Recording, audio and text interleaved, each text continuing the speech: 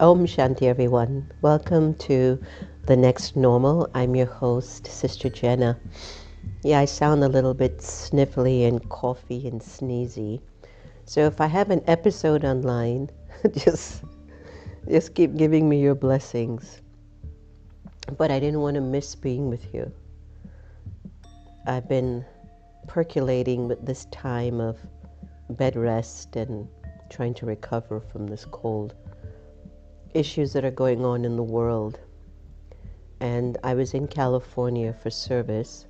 I was filming a new movie coming up soon called Frequency of Miracles, and traveling to some of our branches in California, in Silicon Valley, San Francisco, Los Angeles, San Diego. And I just had a chance to be and meet with so many people. Beautiful opportunity to share at the Agape Spiritual Center with Michael Beckwith, where I took 20 friends for service.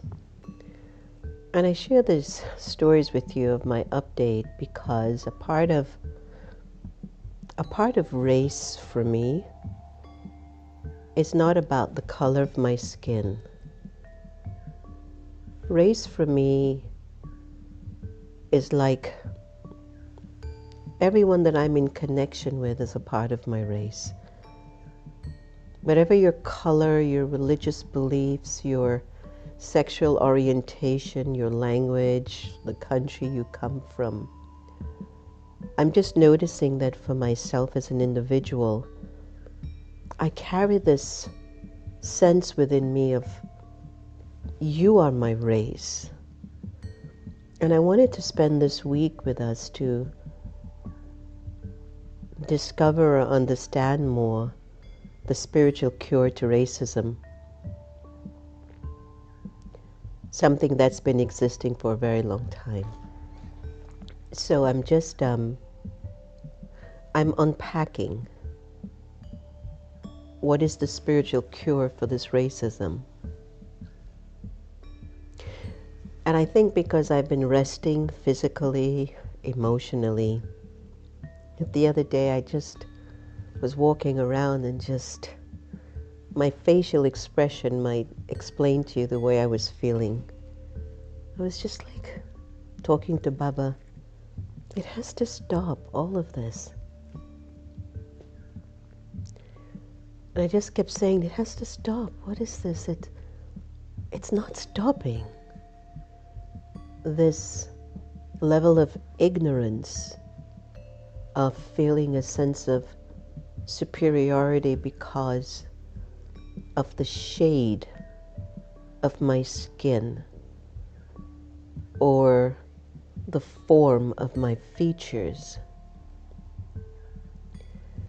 And what will it take for me to evolve from the limitations of that and become whole inside of myself, so that that wholeness can be shared with others far and wide.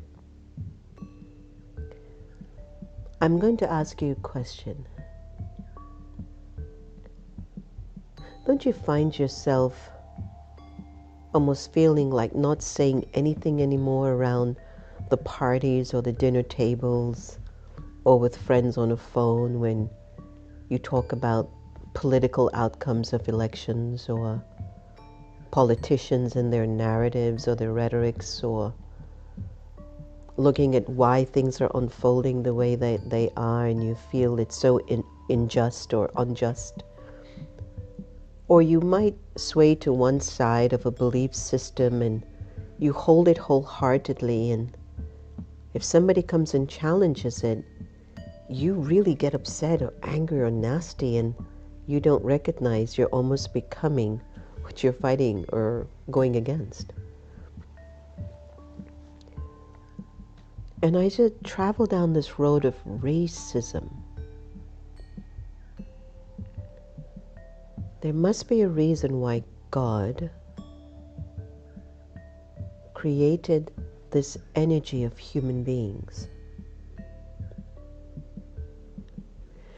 And I can understand when some individuals, maybe a certain genre of individuals, weren't used to seeing a different quality of pigmentation or form or features, nose and lips or eyes, that when they looked at those individuals, they would say, oh, that's not even human. Is that human? And because they've never seen it, right? They're just getting out of their land or their culture, and they look at them and they're like, oh, that's subhuman, that doesn't seem human, or it's too human, or you think it's better than human. That because you're not accustomed to exploring larger dynamics of life, you live from only the world that you're accustomed to and hear. But even within cultures, it's not even racism against another genre of individuals.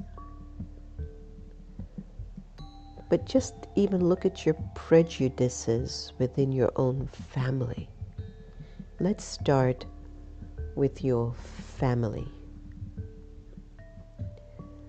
In many families, we have a prejudice of who's prettier, shorter, smarter, taller, richer, poorer, more angry, who's lucky, who's more athletic.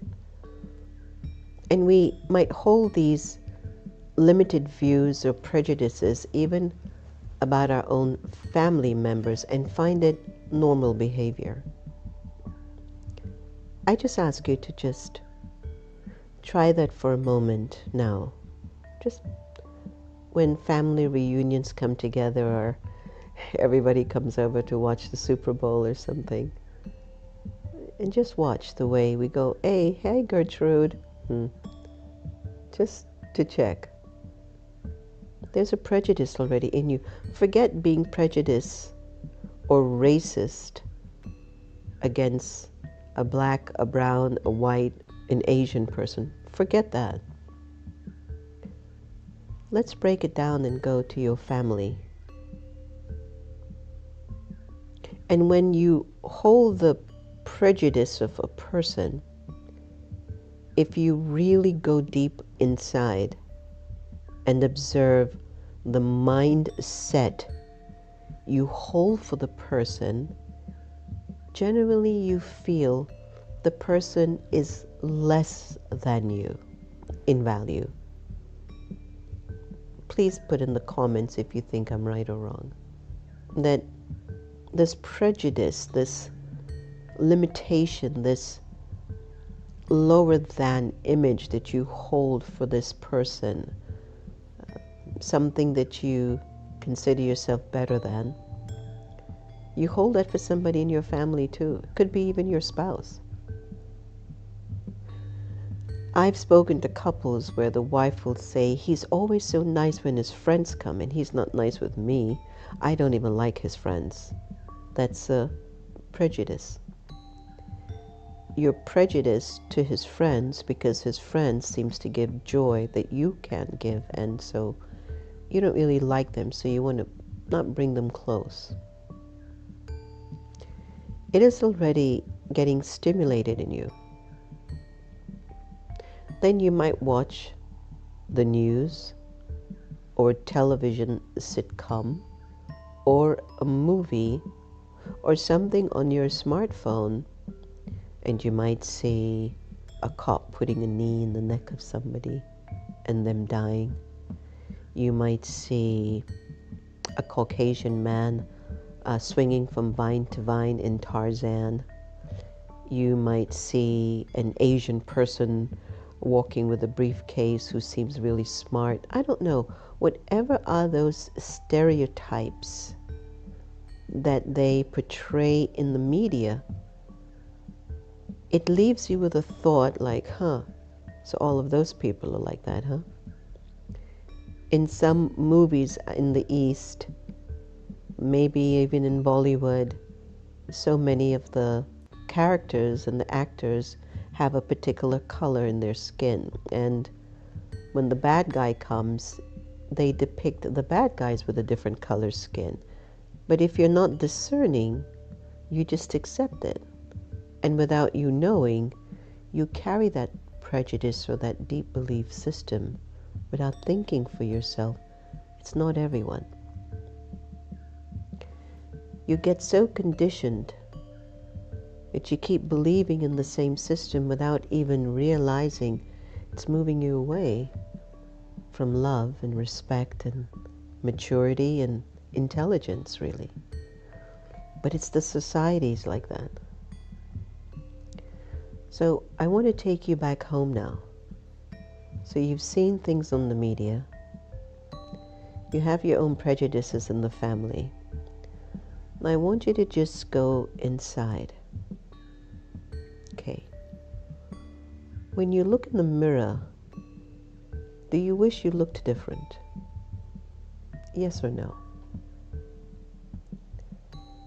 Do you have curly hair and you cream your hair to be straight because you think straight hair is beautiful? Yes or no? Do you have straight hair and you perm it to be curly because you think curly hair is beautiful? Yes or no? Do you buy creams for your face to lighten your complexion because your pigmentation is darker than you want it to be? Yes or no? Is your nose the right size for your face? Are your lips perfect for you? Yes or no? Is there an idea? Is there a belief system in your consciousness that beauty looks like that? This kind of nose, these kinds of lips, these color eyes, shaped face, color skin, quality of hair? And are you quietly internally, without you knowing, that you're prejudiced even against your own features, your own color of skin? I've met so many people who hate not only the color of their skin, Caucasian people, African people, Indian people, they want to be lighter, some want to be darker. That you look in the mirror and you carry a belief system of your own prejudice. And you think about how that spreads out through the world. That's why I want this week to be a spiritual cure for racism. I want to start at home. Are you with me? So you look in the mirror. Do you like what you see? Is it enough? Who has a certain kind of clothes? Who dresses best?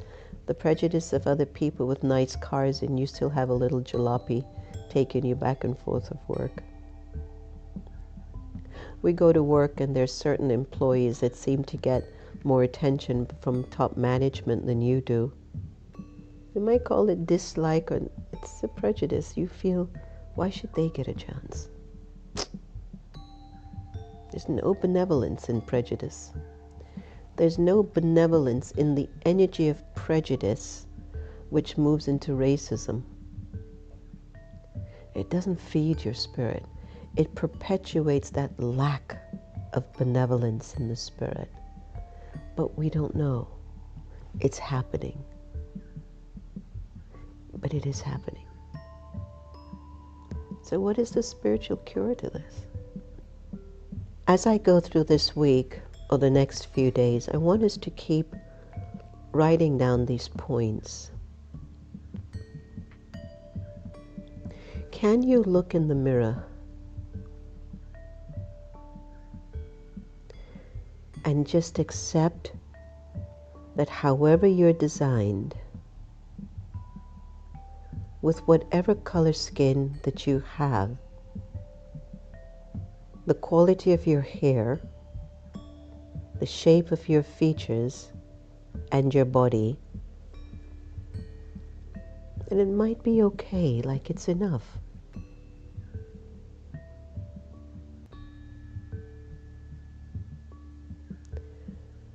Right now, just think about yourself and emerge your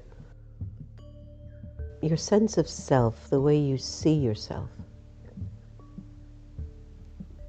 and see if you can respond to some of the questions that I had asked. Do you feel that your hair is the right type? Why do you straighten your hair? Is it to look like another race? Is it for better manageability? Is it for the way that you interpret beauty should look? And where did your interpretation of beauty come from? We've got a lot to unpack to get back to our solutions here. Because with what I'm seeing going on in the world, we'll never find peace. Never.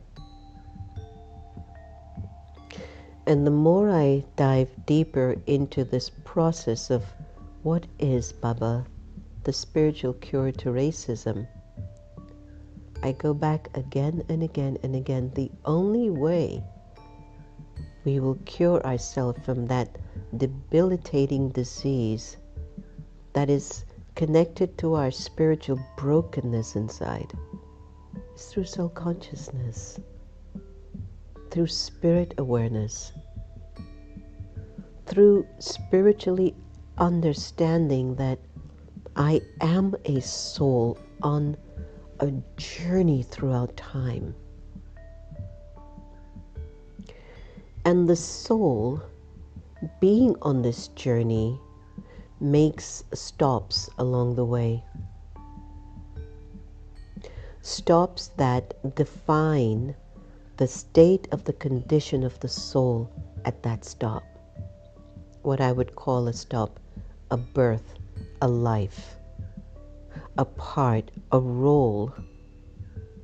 That you, the soul, the energy of light, that God made in His image and sent down here to play out a part, that it's time to live, to play out the essence of your true sense of self. When I'm living from soul consciousness, soul awareness, when I've tapped into the essence of my spirit as that being of immortal, imperishable energy, of consciousness, life,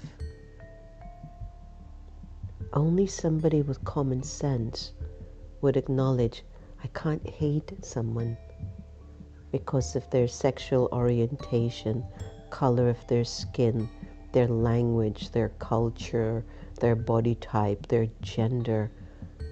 That when I'm soul aware, I'm like what I did when I was in California. Everybody belongs to me, right? This is my race. Everybody belongs to me. It's my race. And I think if we just really begin to do that internal work first, and then begin to practice, what would it be like if everyone belongs to me? How does it benefit me? Oh man, major. Opportunities, growth, expansion, love, joy, power, freedom, richness, security, safety, respect, happiness, joy, determination, courage. Wow, I can't tell you how long the list is.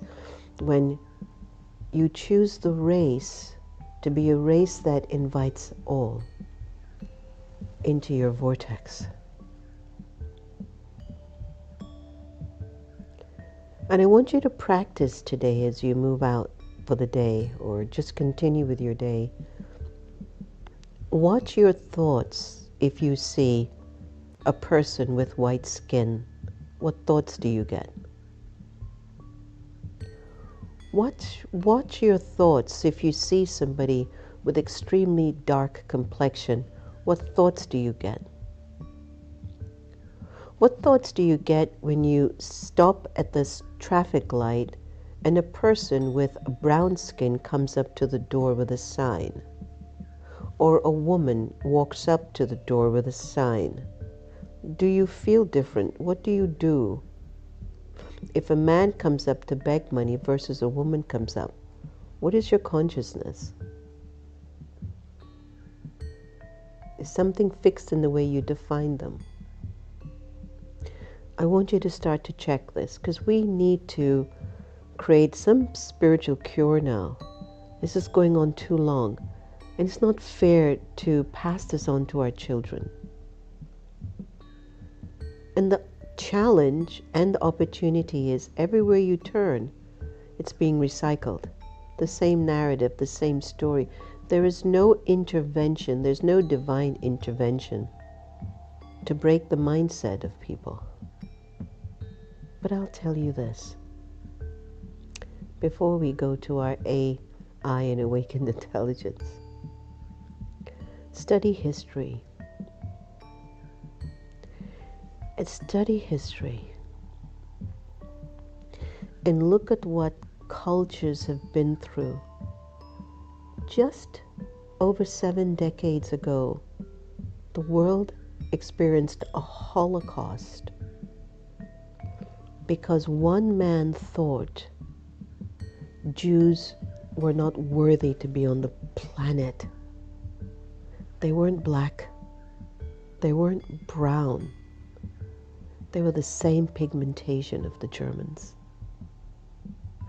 One man somehow emerged to convince an army of people, whether they wanted it or not, and to impose fear in a country, whether they wanted to help you or not, that Jewish people were not worthy to live.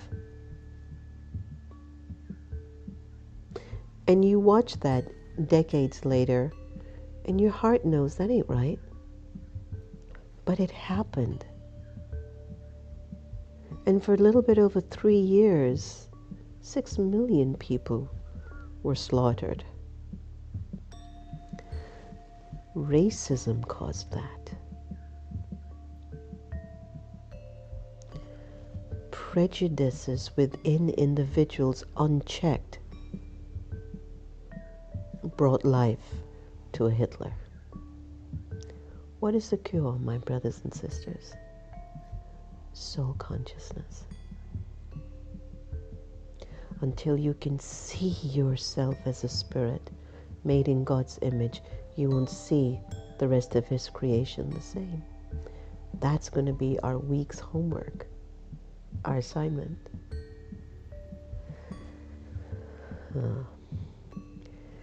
And we will go to awakened intelligence. So, all right, let's take a look at what is prejudice. It's a preconceived opinion or judgment about a person, a group, or idea that is not based on an actual experience. A white man cannot understand how a black man feels, and a black man cannot understand how a white man feels. They don't have the experience. Okay, so an actual experience, reason, or evidence, it often stems from stereotypes, misinformation, which is too much now, or a lack of understanding, and can lead to discrimination and unfair treatment. Prejudice can take various forms: racial prejudice, gender prejudice, religious prejudice, age prejudice, ability prejudice, socioeconomic prejudice. It's harmful because it can perpetuate inequality, create social divisions, and limit opportunities for individuals or groups. Addressing prejudice involves education, open-mindedness, empathy, and active efforts to challenge biased attitudes and behaviors. And I sure hope that our week of exploring this very sensitive topic will make us into better people that will evolve in our circles. Let's go to Sister Gita, who did not have a single prejudice bone in her body.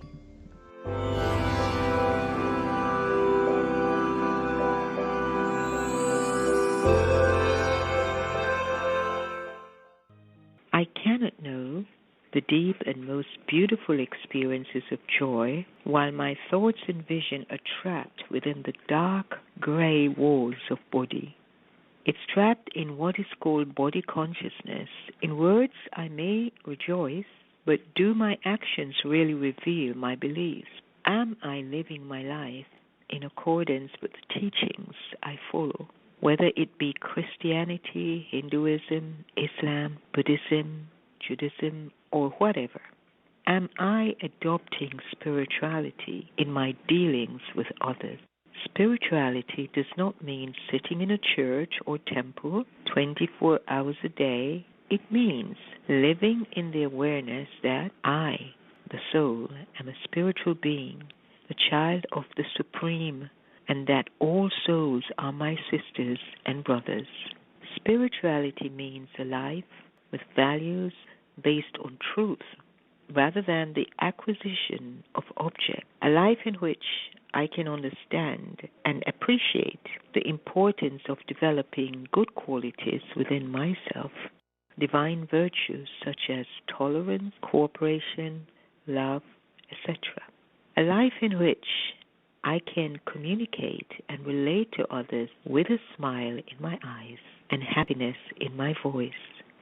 A life in which my aim does not have 4 wheels, but my aim is to make the best of the life I am living and to be honest with myself, honest with God, and truthful in my dealings with others.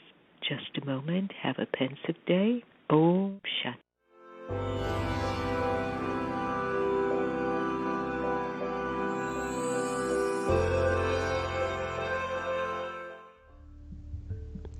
Thank you so much, Sister Gita. I love you.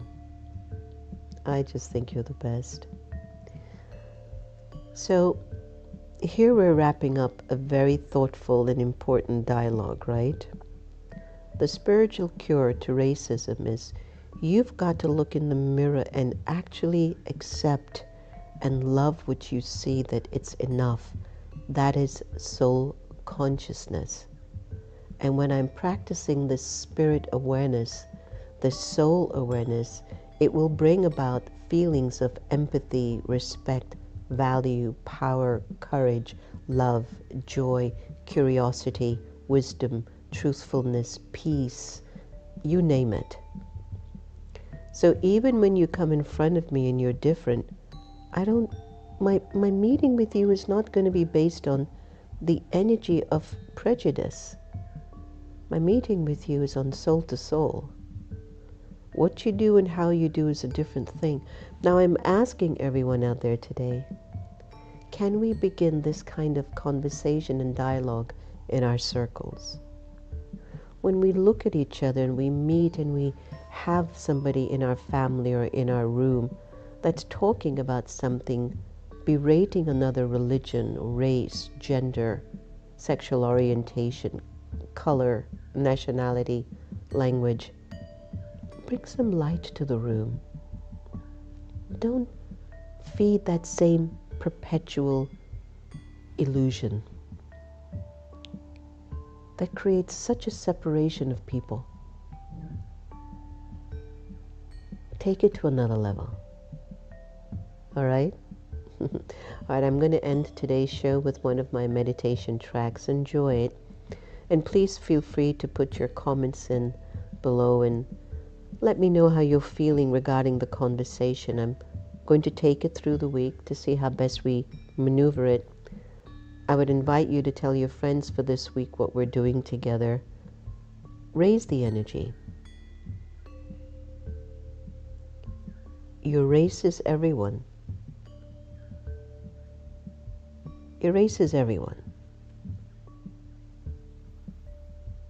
Okay? Let's find a way through this muck of hate and dislike. I forgot my Aviak signal, so let me get it out. Sorry. Anyway, today's Aviak signal is when you keep the account of your actions and thoughts clean and clear, then you will become full and an embodiment of success. But if you're not able to clear your own spiritual inner accounts, how do you intend to settle the accounts or karmic bondages of others? I can't end racism if the racism within me hasn't ended.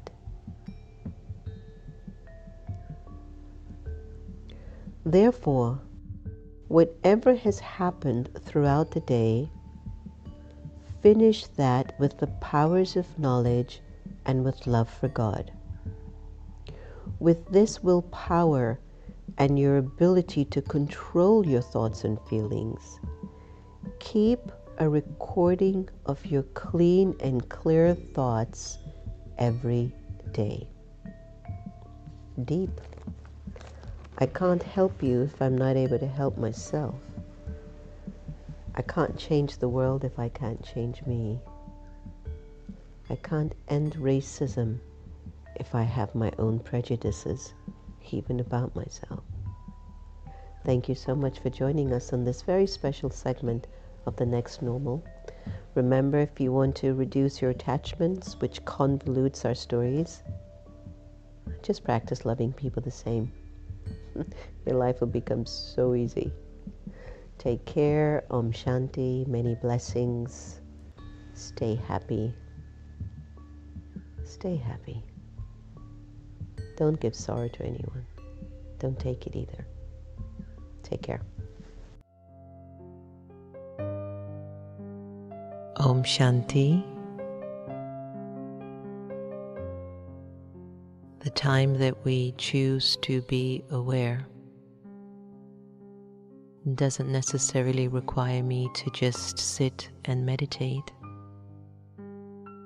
But even while I walk and move around, I can be in a meditative awareness, which is awareness of the soul, the original, eternal, imperishable being of light.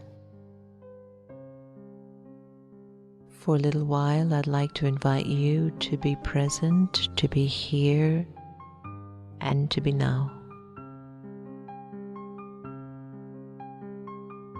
Allow your mind to settle in the moment, to relax. This meditation is about awareness. It's about becoming aware of your original and eternal self. It's about connecting to your truth.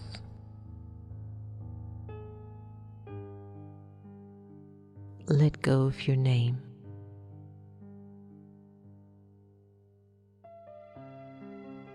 And observe yourself feeling nameless.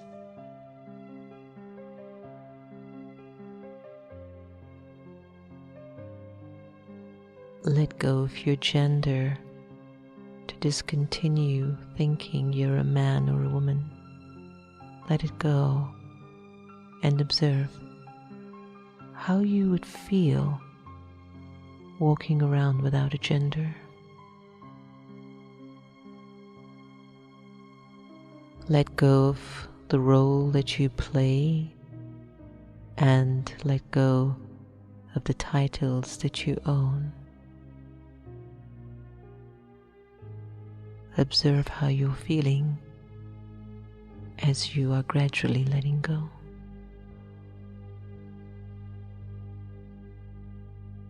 Let go of your religion and put it aside just for now.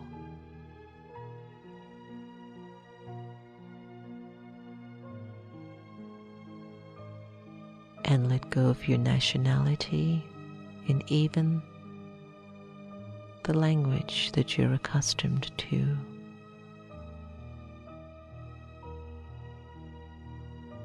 Imagine you have no name, gender, role, title, religion, nationality, or even a language.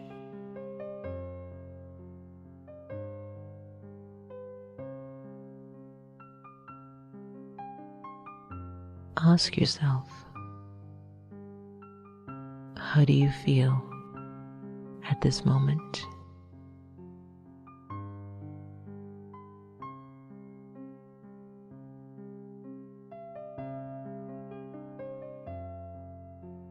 And in this feeling,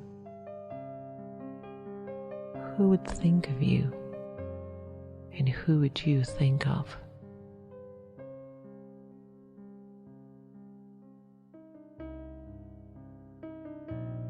The Supreme Soul would think of you, and you, the liberated soul, would think of the Supreme.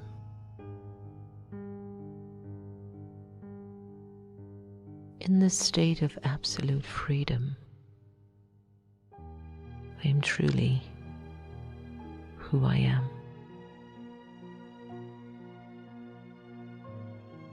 A free, peaceful, pure, immortal, and eternal soul.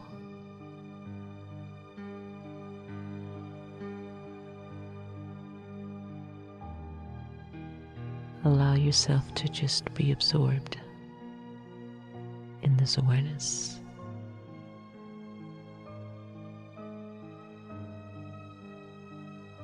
At this time,